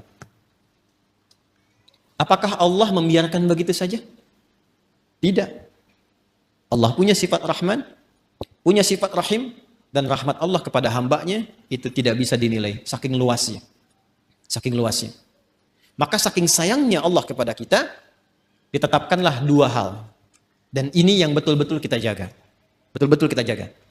Untuk bisa mengoptimalkan takwa ini, sekaligus menekan supaya fujurnya tetap ada fungsinya. Kalau bisa kita kerjakan dan optimalkan dua hal ini, maka tidak ada tempat bagi setan untuk membangun celah pada jiwa kita. Satu, secara fitrah, Allah tugaskan malaikat untuk mensupport jiwa takwa itu. Jadi ada malaikat yang bertugas juga mendampingi kehidupan kita, yang diantaranya memberikan dorongan-dorongan pada kebaikan. Karena itu menariknya, malaikat disebutkan 88 kali dalam Al-Quran, setan disebutkan 88 kali. Dan itu akan selalu bertarung, bisikan-bisikan itu. Nah, ya. Allahu Akbar, Allahu Akbar. Pernah ada suasana hati? Cepat, sudah adzan, siap-siap. Pernah ada begitu? Tapi ketika La ilaha illallah baru adzan, belum qomat. Pernah begitu? Iya kan? Ya. Wujuhu yawma idzin nadhirah. Wajah-wajahnya kelihatan. Ya itulah pertarungannya selalu begitu. Selalu begitu. Maka apa kata Nabi sallallahu alaihi wasallam? Istafti qalbak. Tanyakan pada jiwa hatimu yang paling dalam ketika kita berada dalam suasana-suasana untuk memberikan sebuah putusan. Jadi kalau sedang ada kegelisahan, harus memilih misalnya, kan yang paling sulit itu dilema di antara dua cinta. Gitu kan? Antara harus mengikuti ta'lim misalnya atau menyempurnakan tugas yang lain. Misal, gitu kan? Maka dia timbang. Di situ ada timbangan-timbangan, mana yang paling banyak pahalanya, mana yang paling Allah senangi, mana yang paling bermaslahat, mana yang paling banyak kebaikannya. Kan bisa jadi Anda melamar pekerjaan kan, diterima di dua perusahaan, ya kan? Maka apa yang harus kita lakukan? Salah satu jalannya adalah itu, tanyakan pada jiwa hati yang paling dalam, yang kira-kira ada unsur kebaikannya banyak didapatkan. Makanya supaya cahaya malaikat itu bisikannya kuat, maka lakukan amalan-amalan dan set tempat kita bertinggal itu, ya tempat kita beraktivitas yang sekiranya malaikat senang. Makanya di Islam itu fikihnya komplit. Di rumah misalnya ada suasana yang kira-kira malaikat gak senang, jauhi. Ya? Hal-hal yang kira-kira menyenangi malaikat, datangi. Sehingga melatih kita untuk selalu dekat. Apa misalnya majlis ilmu, itu banyak malaikatnya. Baca Quran, ditemani malaikat. Bahkan kalau sudah lancar, ada malaikat khusus menjaga. Ma'asyafratil kiramil bararah. Orang yang lancar bacaan Qur'annya dan rajin dia mengaji, ditemani malaikat khusus.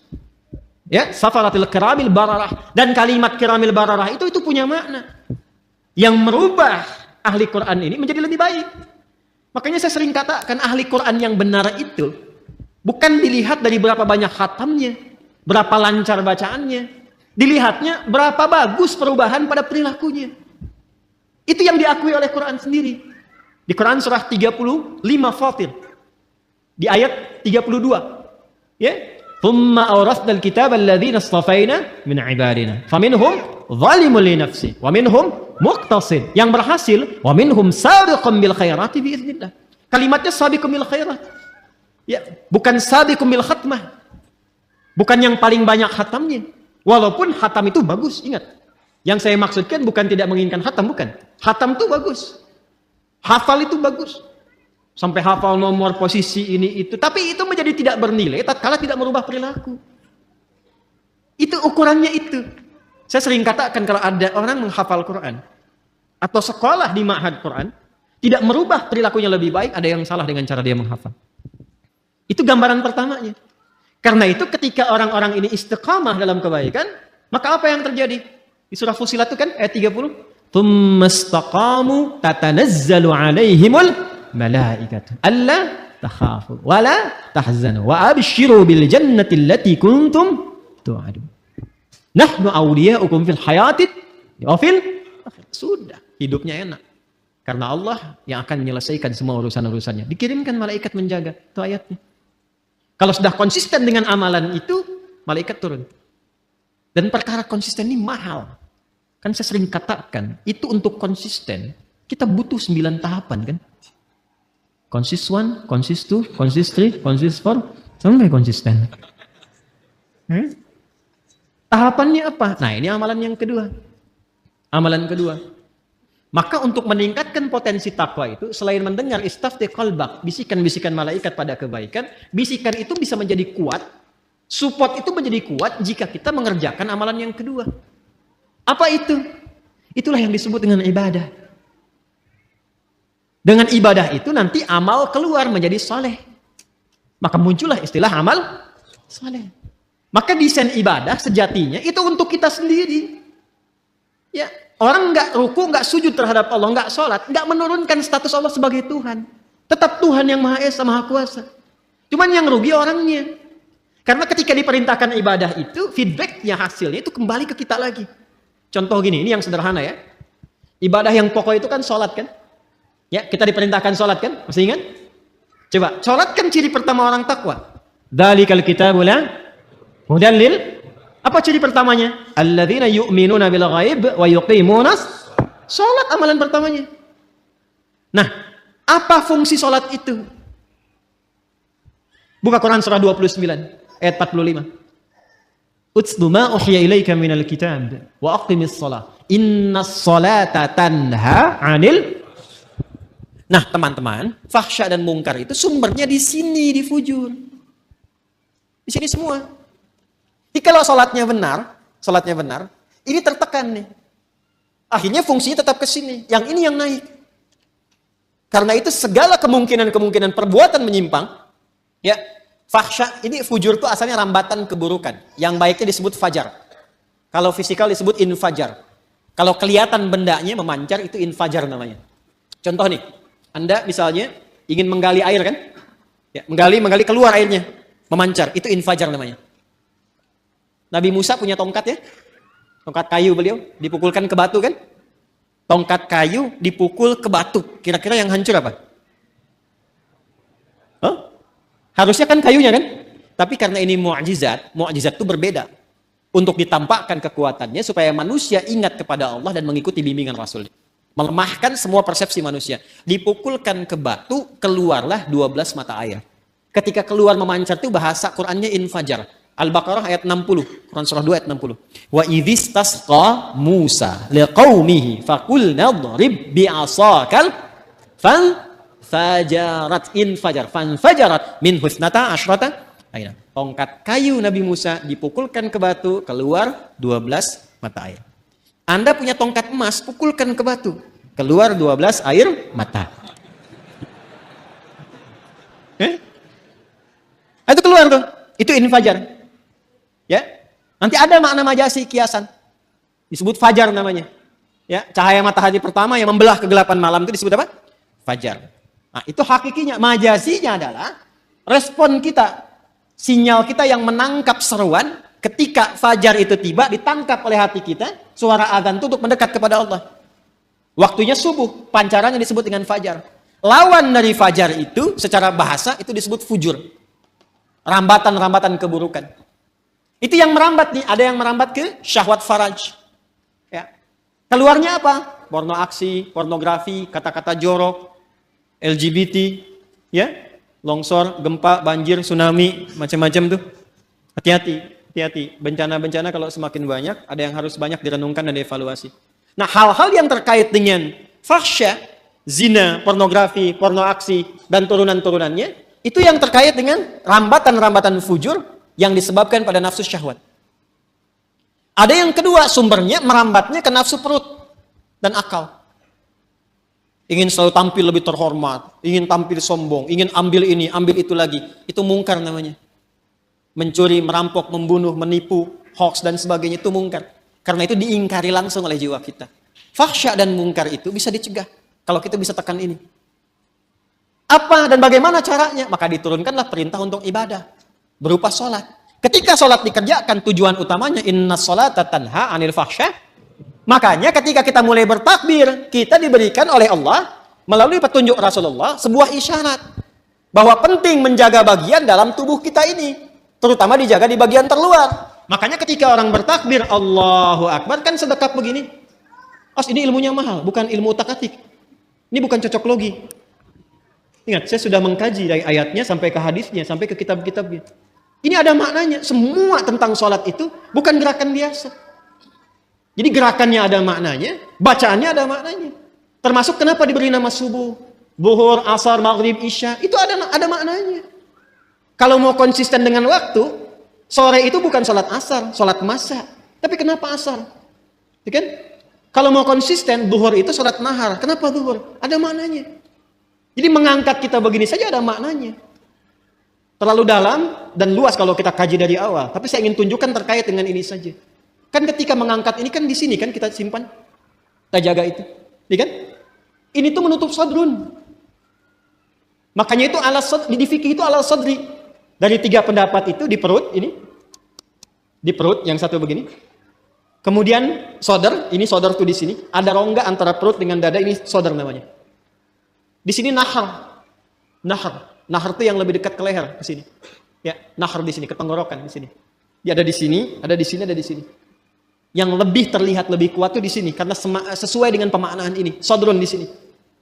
Ya, jadi kita itu ketika sholat, ya, manfaat dari sholat mencegah perbuatan keji dan mungkar itu digambarkan juga dalam gerakannya. Begitu bertakbir, buang semua urusan dunia ke belakang, pasrahkan diri kita sepenuhnya kepada Allah. Makanya imam berbalik mengatakan sallu salatan muwadda'. Salat rasakan seolah-olah ini salat perpisahan. Kita akan menghadap Allah wa annahum ilaihi raji'un. Kan Al-Baqarah ayat 46 itu kalau pengen khusyuk, alladzina yadhunnuna annahum mulaqu rabbihim wa annahum ilaihi raji'un. Rasakan kita akan menghadap Allah dan mungkin itu salat terakhir yang kita tunaikan. Itu membawa kehusyuan. Makanya kita pasrah dan buang semua urusan dunia ke belakang, jangan dibawa dalam salat. Kadang yang menyebabkan kadang yang menyebabkan ada orang tidak khusyuk itu ketika dia bertakbir, dunia masih di bawah, itu problemnya. Jadi lisannya Allahu Akbar, tapi status IG-nya itu masih Akbar. Handphonenya itu masih Akbar. Sehingga kadang-kadang menghentikan sholat hanya untuk menjawab handphone. Ya, itu yang terjadi. Jadi ketika sudah diangkat, dibuang, disimpan di sini kan? Ya kan? Saya merajihkan yang ini. Saya secara pribadi ya. Kalau ingin bersedekap, saya merajihkan yang di sini. Dan kita menghormati yang di sini. Nggak boleh langsung cepat menyalahkan. Tidak boleh. Saya tidak mengajarkan Anda untuk membawa peluru, mempersalahkan orang lain. Biasakan berdiskusi dan banyak mendengar. Karena Allah menciptakan telinga kita 2. Lisan itu 1. Supaya banyak mendengar. Jelas ya? Kalau tidak sepakat, sampaikan alasan. Setelah itu tetap berteman baik. Perbedaan pendapat tidak mengharuskan kita tidak minum teh bersama. Jelas ya? Baik. Dan disimpan di sini kan? Ini lebih semakna. Menjaga ini sadrun, karena sadrun tempatnya di sini. Dan tahukah Anda asal mula sebabnya ini? Kenapa kemudian meletakkan tangan di sini? Asalnya kan begini, Irsal. Hadis-hadis awal tentang sholat itu gerakannya begini. Allahu Akbar. Dan jangan selalu dipahami yang begini Syiah, tidak. Nanti kelihatan Syiah itu saat sujud dengan duduk di antara 2 sujud. Jadi kalau masih bertakbir begini, itu di mazhab Maliki masih begini. Mazhab Maliki itu mazhab yang pertama kali berlaku di Madinah. Karena Imam Malik lahir di Madinah, tinggal di Madinah, menetap, tumbuh, berkembang sampai wafat di Madinah. Dan mazhabnya sekarang rata-rata di Afrika Utara, Libya, Tunisia, ya, itu Maliki, termasuk Spanyol. Jadi kalau misalnya Anda ke Mekah, umrah atau haji, semoga yang belum berangkat bisa dimudahkan insya Allah. Tidak cukup dengan amin, nabung. Jadi kalau takbir ada yang begini, ya, Allahu Akbar, ya, itu jangan ditanya, jangan diajak ngobrol. Itu posisi pertama begini, ya, jelas ya. Dan kalaupun ada yang memilih begini, nggak apa-apa. Itu mazhab yang pertama. Pertama kali Nabi mengajarkan sholat seperti ini. Jangan diajak ngobrol. Kalau ditanya, gak usah jawab. Allahu Akbar. Ibu Syiah ya? Bukan saya epi. Gak usah dijawab. Udah, dia lagi sholat. Jelas? Ada kejadian. Seseorang berbuat salah. Kesalahannya cukup besar. Bahkan dari riwayat menyebutkan termasuk dosa-dosa yang seharusnya dihindari. Dosa besar. Lalu apa yang terjadi? Dia datang kepada Nabi untuk dihukum. Ini Masya Allah sahabat dulu itu. Jadi kalau berbuat salah, ini yang mahal ini. Mengakui diri ke hadapan hakim tertinggi, minta untuk diluruskan. Bahkan tidak sungkan dihukum. Bukan bersembunyi dan sulit dicari gitu. Ya, itu datang sendiri. Datang. Ya Rasulullah, saya berbuat salah, tolong hukum saya. Itu qadar Allah menjelang sholat. Nabi bilang, sudah, sholat aja dulu. Begitu sholat, turunlah kemudian Quran surah ke-11 Hud. Ayat ke-114.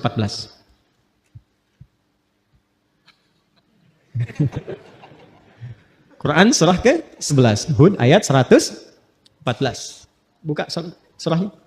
Aqimis salata tarafain nahar wa zulafan minal lail innal hasanati yudhhibunas sayyi'at. Itu asalnya.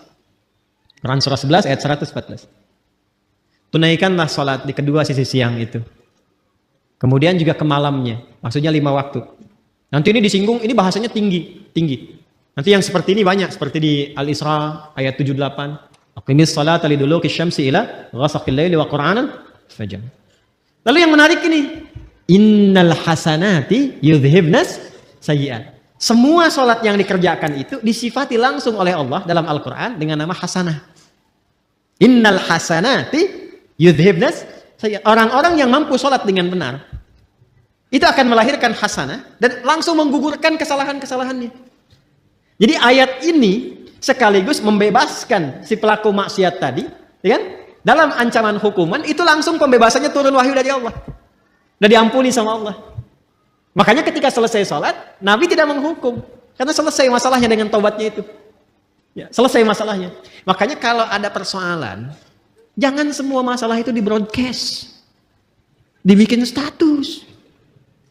Diselesaikan. Curhat sama Allah atau minta solusi pada yang sekiranya memberikan solusi. Saya tarik lagi, apa hubungannya dengan ini? Jadi begitu selesai tuntas ini, salat yang ditunaikan, turunlah ampunan Allah Subhanahu wa taala dan disebut dengan hasanah. Innal hasanati yudhhibnas sayyi'at. Apa hubungan dengan pembahasan kita? Sangat nyambung. Karena ketika turun ayat itu sekaligus memberikan sebuah penguat dan penegas bahwa salat itu bila dikerjakan dengan benar, termasuk rangkaian ibadah, dia mampu menekan perbuatan-perbuatan maksiat dan merubah keburukan itu menjadi hasanah. Sedangkan hasanah itu bagian dari konsepsi takwa. Coba Al-Arba'in, ini ngaji hadisnya sampai mana ya? Coba Al-Arba'in dibuka yang nomor 18 itu. Ya, kalau saya nggak keliru nomor 18 tuh. An Jundub bin Junadah wa Mu'adz bin Jabal radhiyallahu ta'ala anhuma qala Rasulullah sallallahu alaihi wasallam ittaqillaha haitsuma kunta wa atbi'is sayyi'atal hasanata tamhuha. Kan kalimat hasanah dibuka dengan takwa di situ kan? Hei, mana hafalan ini? Menghafal satu-satu bagian hidup kita itu. Ittaqillaha haitsuma, tingkatkan takwamu kepada Allah dimanapun kamu berada. Kalau mampu meningkatkan takwa, akan melahirkan hasanah. Hasanah itu yang akan menutup segala keburukan-keburukan. Makanya kalau orang salatnya benar, muncullah kemudian rambatan-rambatan kebaikan, tertutup peluang-peluang setan untuk menggoda, yang keluar yang baik-baiknya saja. Itu yang menjadikan digambarkan dalam salat ketika kita kemudian angkat tangan, simpan di sini, menutup ini, tutup, jaga, dan lihat baik-baik. Cara menutupnya kan begini. Ini sekali lagi, ini bukan ilmu takatik ya. Ini hasil riset. Coba lihat baik-baik. Yang ditutup yang kiri kan? Yang tutup yang kanan kan? Begini kan? Bukan begini ya? Awas, kanan di depan, begini. Yang menutup, kiri di dalam. Baru begini kan? Dan ada 3 cara. 3 cara. Yang telapak ini, ketemu punggung di sini. 1. Kemudian ini bisa menggenggam, bisa begini. Bisa begini, bisa menggenggam. Sama antara laki-laki dengan perempuan. Ini 1. Yang kedua, ini pergelangan. Ketemu pergelangan di sini. Ini. Di sini, begini. Yang pertama begini. Ini, telapak ketemu punggung, begini. Bisa digenggam. Yang kedua, ini pergelangan ketemu pergelangan di sini. Dan itu langsung ya, nggak usah diukur dulu. Allah. Langsung ya. Yang ketiga lewat dikit di sini, tapi nggak sampai sini. Lewat dikit di sini. Jadi di sini, lewat dikit ke sini, tapi nggak sampai ke sini. Ya, awas, nggak sampai. Dan ini nggak disukai, nggak disukai. Bahkan ada beberapa yang menyebutkan riwayat yang sampai tidak disukai seperti orang sombong. Ya, orang sombong. Kadang-kadang kalau ngawasin proyek bangunan kan begini gitu. Jadi bukan di sini, hati-hati ya. Hati-hati yang subuh-subuh ke puncak tuh kadang-kadang begini di sini. Nah, ini lihat-lihat, ini kanan, ini kiri. Ini mahal sekali, ini mahal sekali. Saya gambarkan begini. Kalau Anda berbuat sesuatu yang baik, itu sering diilustrasikan dengan kanan atau kiri? Kalau Anda berbuat sesuatu yang buruk, jangan Anda lah. Ada yang berbuat yang buruk, diilustrasikan dengan apa? Kanan atau kiri? Aliran kiri, umumnya dianggap baik atau buruk? Pemikiran kiri, nyeleneh kan? Umumnya buruk kan? Maka ketika seseorang pernah berbuat kesalahan dalam hidupnya, dan tidak ada manusia yang sempurna. Jika Anda pernah berbuat salah, jangan diekspos. Segera tutup dengan yang kanan, tutup dengan kebaikan. Maka yang baik itu akan menutup yang buruk dan tidak pernah muncul lagi ke permukaan. Itu yang dimaksud innal hasanati yudhibnas sayyi'at. Jadi bukan dibikin status, bukan dibuka, bukan diobral. Nggak nyangka ya. Itu udah nyangka. Itu udah nyangka. Ya. Saya tidak, Ustaz, bagus. Tidak seperti ibu itu tuh, Ustaz. Dia mah kalau tutup, segera tutup. Itu yang dimaksud innal hasanati yudhibnas sayyi'at. Makanya ketika kita sudah tutup begini, kita mengakui sama Allah saja. Ini yang dimaksud perkataan Nabi Ya'qub, innama ashku bathi wa huzni ila. Curhatnya sama Allah. Makanya ketika ditutup kita bilang, kita ngaku. Yang di Al-Bukhari, riwayat sahabat Abu Hurairah, Allahumma ba'id baini wa baina khataayaya. Khataaya, iya, ada ya kecilnya. Harus muncul ya kecilnya di kalimat pertama. Allahumma ba'id baini wa baina khataaya, ya. Karena ya terakhir itu pengakuan. Cara menerjemahkannya begini. Kadang cara menerjemahkan itu kalau mau dalam, kadang-kadang ada yang harus diawalkan walaupun urutan katanya di terakhir. Khataaya itu jamak dari kata khoti'ah. Kesalahan yang dilakukan sekali. Kalau berkali-kali, khataaya, ya-nya panjang, khataaya. Kalau ada ya pendek di akhirnya, ya, gitu. Khataaya, ya. Ya terakhirnya itu mengakui, pengakuan. Salah. Jadi kita berkata begini dalam salat, begitu kita tutup begini, kita katakan, ya Allah, saya mengakui hamba ini banyak dosanya. Dan kita sedang menghadap Allah. Dan suasananya kita merasakan mungkin itu salat terakhir yang kita tunaikan. Kan bahasa Qur'annya begitu. Wa annahum ilaihi raji'un. Rasakan mungkin kamu berpulang dalam salat itu. Kan ingin husnul khatimah kan? Makanya kita katakan, ya Allah, aku ini hamba merasa banyak dosa. Sebelum sholat, mata salah lihat, lisan salah bicara, akal salah berpikir, sampai kaki salah melangkah. Tapi masih berani kita untuk bersujud kepada Allah. Makanya kita minta ampunan. Datang kita mengatakan, hamba mengakui banyak salah, ya Allah. Tapi engkau itu maha pemaaf, maha pengampun. Maka hamba mohon, makanya pakai Allahumma. Allahumma itu ada ketawaduan di situ dan penuh harap. Ya, itu yang dimaksud Quran surah 7 ayat 205 itu. Wadhkur rabbaka fi nafsika tadarruan wa khifatan wa dunal jahri minal qaul. Kita mengharap, ya Allah, Hamba mengakui banyak salah, banyak dosanya. Namun engkau yang maha pengampun, pemaaf yang tanpa batas pemaafanmu. Mohon jauhkan antara hamba dan kesalahan-kesalahan hamba di akhirat nanti. Sejauh timur dan barat yang tidak pernah tampak. Hamba nggak pengen lihat lagi. Karena di akhirat sekecil apapun ditampakkan. Wa may ya'mal mithqala dzarratin syarran yara. Kebaikan ditampakkan, keburukan pun tampak. Nah, kita tuh nggak ingin lihat lagi itu. Sekarang ditutupi pun segelintir orang nggak lihat. Tapi di akhirat diviralkan ke semua penghuni langit dan bumi. Makanya kalau nggak diperbaiki sekarang, mesti hati-hati. Cepat taubat dari sekarang. Untuk kita semua. Sebab kalau sudah alamnya berpindah, viralnya itu semua tahu. Oh, Adi Hidayat tuh begitu rupanya. Kelihatannya begini-begini, ternyata begitu. Begini, begitu. Begini, begitu. Ini kelihatan beda. Lain. Nah, kita nggak pengen itu tampak. Makanya pakai alif, ba'id. Ada pakai tasydid, ba'id. Ba'id sa'ni. Jam itu tolong jauhkan dariku. Pakai tasydid. Artinya jauhkan tapi masih kelihatan. Tapi kalau ba'id, jauhkan sejauh-jauhnya. Allah menaqqini minal khataaya kama yunaqqa thawbul abyadu minad danas. Ya Allah, kalau dosa itu seperti kotoran yang melekat, noda yang melekat di pakaian, maka sekalipun ya Allah, mesti dibaikin bahasa kita ya, atau dicuci bersihkan aja. Allahumma ighsilhu bil ma'i wal thalji wal barad. Ya Allah, kalau perlu gunakan air yang dingin untuk membersihkan. Ini bahasa majas tinggi sekali. Ini bahasa taubat yang dalam. Makanya kalau kita merasakan itu, paham bacaannya, itu bisa kita menghadirkan kehusyuan itu luar biasa. Luar biasa. Ada lagi doa yang lain. Allahu Akbar kabira. Alhamdulillah katsira. Subhanallahi bukratan wa asila. Satu doa. Tambah lagi misalnya, wajjahtu wajhiya lilladzi fataras samawati wal arda hanifan muslima wa ma ana minal inna salati wa nusuki wa mahyaya wa mamati lillahi rabbil la syarika lahu bidzalika umirtu wa ana awwalul muslimin wa ana minal muslimin. Itu malaikat turun datang menjaga. Makanya Ali bin Abi Thalib sangat konsisten membaca doa itu dalam iftitahnya.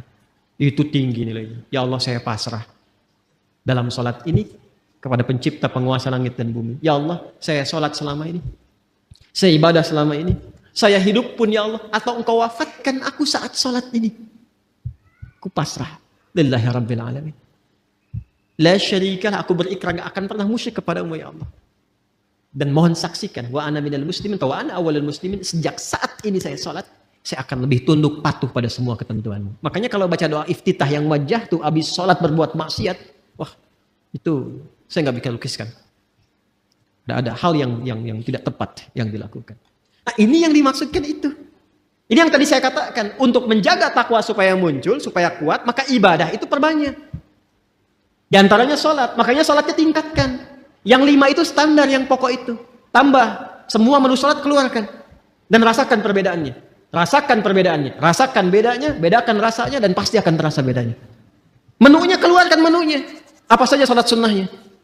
Ya, dari mulai pagi, siang, sore, sampai ke malam. Lalu saya sih menyarankan pada diri saya dan mengajak pada teman-teman, sepanjang hidup, berusahalah semua menu sholat pernah ditunaikan.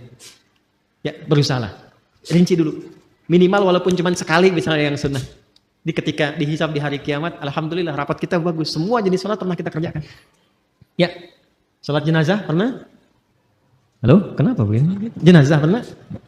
Itu langka itu. Ya, makanya kalau ada sempatkan, kalau memungkinkan. Makanya pahalanya tinggi, 1 qirat sebesar gunung. Dan sholat-sholat yang lainnya maksimalkan. Nah, apalagi yang lainnya? Semua jenis ibadah. Baca Quran ibadah tidak? Ibadah. Makanya Quran itu tembusnya langsung ke jiwa. Wa syifaa'un lima fis sudur. Mana Qurannya? Syifaa'un lima fis sudur. Sedangkan setan tugasnya memberikan waswas. Alladzi yuwaswisu fi sudur linnas. Lawan dari itu apa? Quran. Makanya kalau orang rajin baca Quran, bacanya benar, setan menjauh. Menjauh setan. Apalagi misalnya infak. Infak itu untuk melapangkan jiwa. Berbagi itu bisa melapangkan hati. Sama dengan memaafkan orang lain. Memaafkan, menahan amarah. Sama dengan infak itu kalau nggak lapang hatinya, nggak mungkin bisa berbagi. Makanya infak itu disandingkan dengan menahan amarah dan memaafkan orang. Itu satu sandingan di Ali Imran ayat 134. Alladzina yunfiquna fis sarra'i wad dharra'i wal kadhiminal ghaidha wal 'afina 'anil nas wallahu yuhibbul Wah sini, dan itu ciri orang takwa. Karena ayat 133-nya berbicara tentang ciri orang takwa. Kan Anda tulis tadi, Quran surah 3, ayat 133 sampai 134. Wasari'u ila maghfiratin mir rabbikum wa jannatin arduhas samawati wal ardu uiddat lil. Siapa orang takwa yang punya surga seluas langit dan bumi ini? Dikasih surga seluas langit dan bumi, lapang sekali. Bagi siapa? Bagi orang yang lapang hatinya. Apa cirinya? Gemar berbagi, bisa memaafkan, menahan amarah. Itu latihan. Latihan. Dan pada akhirnya kita berpikir tentang akhirat. Jadi merenungkan tentang akhirat, tentang kematian, kita akan pulang dan sebagainya. Itu bisa memperkuat jiwa takwa kita. Sehingga itu yang membuat kita gemar ibadah. Kan bekal akhirat itu ibadah. Ya kan? Harta yang kita bawa itu sekarang, itu sifatnya duniawi. Baru jadi bekal akhirat kalau dipakai ibadah. Antum pakai sepeda berapa banyak tuh? Hah? Udah dipakai ibadah belum? Udah berapa kali mengantarkan ke masjid dibandingkan dengan dipakai ibadah subuh? Jalan-jalan, sepedaan, bikin grup. Kenapa grup yang nggak dibawa untuk ke masjid? Ikut ta'lim, pakai sepedanya. Hah? Pakai motornya. Apa jawab hisab di hadapan Allah di hari kiamat? Aku berikan nikmat kepadamu berupa nikmat A yang tidak aku berikan pada hamba yang lain. Dia nggak punya sepeda, jalan dengan kaki dan sendal jepitnya itu ke masjidku. Kamu aku kasih mobil A, mobil B, motor C, sampai sepeda yang paling mahal. Yang di bumi cuma ada satu. Nggak sanggup mengantarkan kau ke masjid. Belum bisa dipakai ibadah. Buka lemari. Lihat semua jenis pakaian yang ada di lemari itu. Udah dipakai ibadah belum? Kelihatannya sederhana. Tapi itu bisa meringankan hisab. Minimal pakai dulu ibadah. Ya, saya mencoba membiasakan begitu. Jadi kalau ada apapun itu, baju, walaupun cuma kaos, pakai, tutup lagi, pakai sholat dulu. Jadi ketika ditanya ya di hidayat, ada nikmatku di hari, ya Allah Engkau maha mengetahui ya Allah. Mulut kan dikunci, bajunya bicara. Dan dia bersaksi, aku pertama kali dipakai ya Allah, sholat, menyembahmu, sujud kepadamu. Wah itu indah tuh, tenang hati kita tuh. Tenang. Nah sekarang, malam ini tinggal kita evaluasi diri. Apakah pancaran-pancaran itu sudah keluar dari ekspresi tubuh kita dari ujung kepala sampai ujung kaki? Itu yang dijaga, dimaksimalkan sampai kita berpulang. Bila kita mampu berlatih itu, yang pertama Allah berikan ke dalam jiwa. Tanda-tanda mendapatkan perubahan itu, tanda-tandanya. Pertama diberikan ketenangan dulu. Ketenangan. Makanya kata sodrun, itu dilekatkan dengan insyirah, syarah. Syarah itu lapang, tenang, nyaman. Nabi ketika mendapatkan ketenangan, turun Quran surah Al-Insyirah. Surah 95 itu kan? 94, 95 At-Tin. Ya. Alam nashrah laka sadrak. Itu kan sadrun. Ya, alam nashrah laka. Bukankah sudah kami lapangkan keadaan jiwamu ya Muhammad sallallahu alaihi wasallam? Makanya bedanya Nabi Muhammad dengan Nabi Musa digambarkan di Quran. Lapang Nabi Muhammad lebih lapang. Nabi Musa itu sebelum berdakwah ke Firaun, doa dulu. Rabbi syrahli sadri. Qala rabbi syrahli. Quran surah apa? Taha. Ayat berapa? 25. Kan? Qala rabbi syrahli sadri. Wa yassir li amri. Wahlul 'uqdatam min lisani yafqahu. Ya Allah lapangkan hatiku supaya kalau dikasih maki Firaun karena hatinya lapang enggak banyak berefek. Sebab kalau berefek sedikit saja Nabi Musa tersinggung keluar kata-kata jadi karena beliau nabi. Firaun ya Allah keterlaluan nih. Wafatkan aja sekarang, wafat. Hikmah enggak tampak. Ya. Jadi beliau berdoa, Rabbi syrahli sadri. Berdoa dikabulkan. Nabi Muhammad enggak minta turun ayat alam nashrah laka sadri. Nabi Musa berdoa, wa yassirli amri. Dikabulkan. Nabi Muhammad enggak minta turun ayat wa nuyassiruka lil yusra. Wa yassirli amri wa nuyassiruka lil yusra. Itulah keindahannya. Nah itu diwariskan kepada kita ajaran-ajaran itu. Karena itu beruntung umat Nabi Muhammad itu. Dan alhamdulillah, saya kalau melihat karakteristik di Indonesia itu Masya Allah. Bakat-bakat kemuliaannya itu tinggi. Bakat baiknya ada. Tinggal peningkatannya dan penempatannya dengan cara yang benar. Ya, di luar itu hujan besar, banjir, bisa banyak gelisah. Di Jepang itu banjir bisa bunuh diri. Di kita banjir pakai berenang. Hujanan. Nah, jadi sekarang tugasnya kita keluarkan lagi. Sampai pertama hati lapang dulu. Nah, jiwa kalau sudah lapang, kelapangan ini bagian terakhir. Maaf ya, di bagian terakhir. Kelapangan yang diperoleh dari hasil ibadah, itu disebut tuma'ninah namanya. Apa namanya? Ingat, ada sakinah, ada tuma'ninah. Beda. Sakinah itu kelapangan yang diperoleh setelah masalah itu hilang. Sedang ada masalah nih. Tuntas masalahnya. Biasanya kalau masalah selesai, hati lapang kan? Nah, kelapangan hati setelah masalah itu hilang, itu disebut sakinah namanya. Ya. Iya. Ibu berharap sakinah di rumah tangga? Bapak, teman-teman berharap sakinah di rumah tangga? Samara itu kan sakinah, mawadah, dan rahmah. Ingin dapat sakinah? Nah, berarti ingin punya masalah. Nanti setelah hilang itu, ada ketenangan, itulah sakinah. Tumaninah beda. Ketenangan yang diraih lewat proses ibadah. Karena itu dalam sholat, kita kenal ada tumaninah, bukan sakinah. Coba lihat, ada tumaninah dalam ruku ada? Tumaninah dalam sujud ada? Maksudnya apa? Ruku sampai tenang. Ingat, ini kadang, mohon maaf, saya tidak bermaksud menyalahkan. Hanya mungkin kurang lengkap dalam memahami. Ya, hatta tatma'inna raki'an, sampai kamu tenang dalam ruku itu, maksudnya begini, ruku, sampai merasakan ketenangan. Darah mengalir dulu, enak, sudah posisi yang enak, baca doa, doanya teresap dalam jiwa, sudah dapat ketenangan itu, baru bangkit i'tidal. Makanya Nabi itu kadang-kadang rukunya lama. Tapi proporsional, kalau sedang sholat berjamaah. Sangat proporsional. Itu yang dimaksudkan. Latihan-latihan tumakninah itu, yang dilakukan dalam ibadah, itu nanti akan melahirkan ketenangan kepada kolbu. Sifatnya nanti terbawa, kolbunya itu menjadi tenang. Itu yang dimaksud Quran surah 13 ayat 28. Ala bidzikrillahi tatmainnul. Yakinkan pada dirimu, semakin banyak zikirnya, hati menjadi tenang. Dan semua ibadah itu di Quran disebut zikir.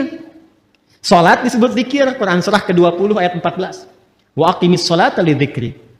Baca Quran disebut zikir karena Qurannya pun zikir. Quran surah 15 Al-Hijr ayat 9. Inna nahnu nazzalna dzikra wa inna lahu lahafidhun.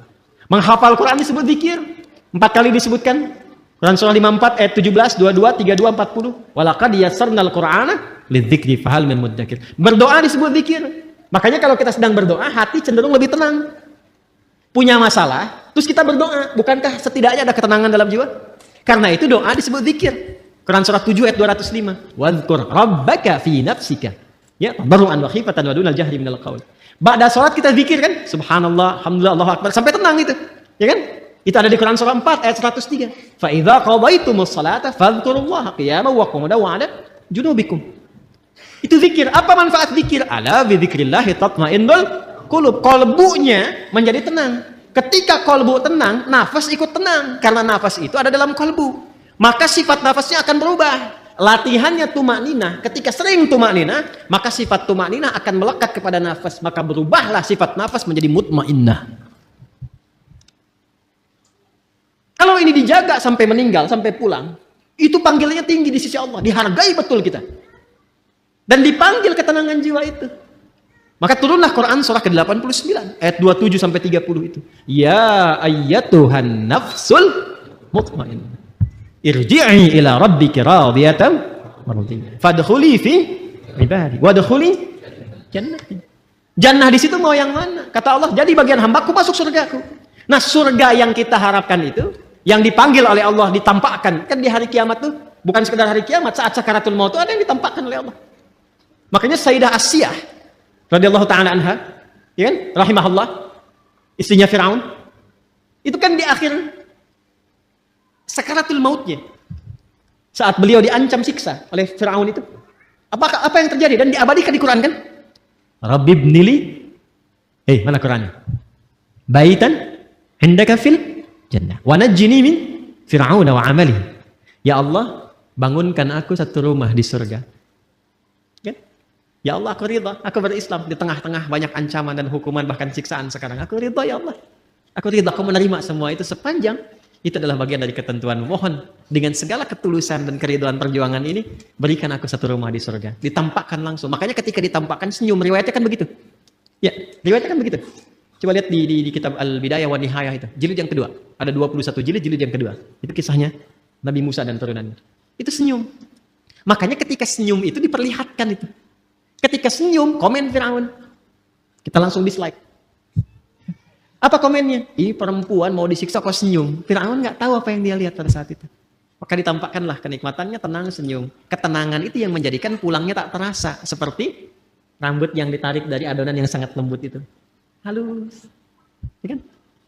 Ada yang lagi tiduran, tiba-tiba tidur untuk selamanya. Hati-hati yang lagi tiduran. yang lagi baca Quran, ada yang lagi sujud meninggal. Ya kan? Ya, luar biasa tuh. Nah, itu yang dimaksudkan. Jadi semua nyambung. Nah, fadkhuli jannati, masuk ke surgaku. Surga yang mana yang dimasuki? Itu bergantung pada latihan ibadah kita untuk membentuk karakter nafsu mutmainnah tadi. Makanya orang-orang yang masuk surga Firdaus pun latihannya nggak jauh dari sholat, dari zakat, menahan nafsu. Coba lihat Quran surah ke-23 tadi, ayat 1 sampai 11. Qad aflahal mu'minun. Siapa itu? Alladzina hum fi salatihim walladzina hum 'anil lagwi mu'ridun walladzina hum lizakati. Berbagi, latihan sholat, itu sampai ulaika humul warithun alladzina yarithunal firdausa hum fiha khalidun. Anda menulis di taman surga, Quran surah 51 tadi, ayat 15 sampai 23, apa amalannya?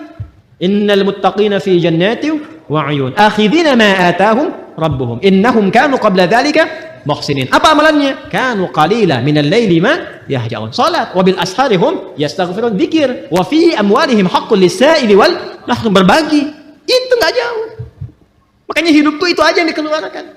Keluarkan kurikulum surganya, konsisten ikuti sampai meninggal, nggak susah. Itu aja. Kok meninggal juga? Oh, meninggal. Meninggal. Sama kita semua. CM, calon meninggal. Ya. Pasti meninggal kan? Sudah tahu akan meninggal, kenapa nggak disiapin? Anda kalau sudah tahu mendung di luar, kan hujan, dan terlihat sudah mulai ada, airnya sudah mulai jatuh-jatuh, bukankah Anda siap-siap? Manusia ini kadang-kadang aneh gitu, logika berpikirnya. Udah tahu mau meninggal, tapi nggak siap-siap buat meninggalnya. Dan kita ini beruntung jadi muslim, karena sebelum meninggal sudah dikabari bekal-bekal untuk persiapan meninggal. Dan diinfokan alam setelah meninggal. Temukan dimanapun, Anda nggak akan temukan keterangan bab-bab tentang pasca kematian. Ada apa, tahap stepnya kemana, bagaimana hasilnya, dan seterusnya.